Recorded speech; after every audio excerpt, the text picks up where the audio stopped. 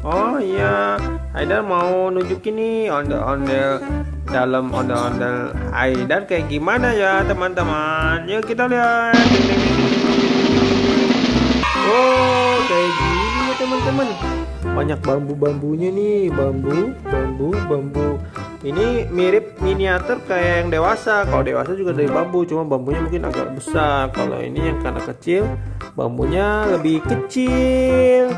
Terus rangkanya juga sama, rangkanya kayak gini. Ini buat bawahnya.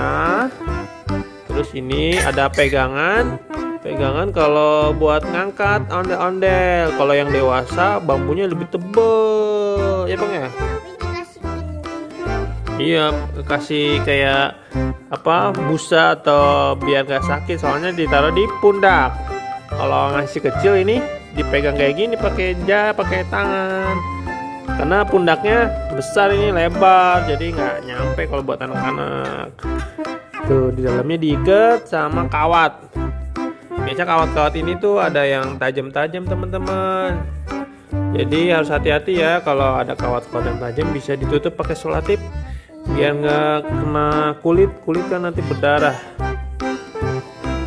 Nah, kita lihat dalamnya seperti ini teman-teman. Bajunya warna hijau, celananya warna hitam. Oke. Ini kita lihat depannya. Oh, ini ondel-ondel ya teman-teman nih.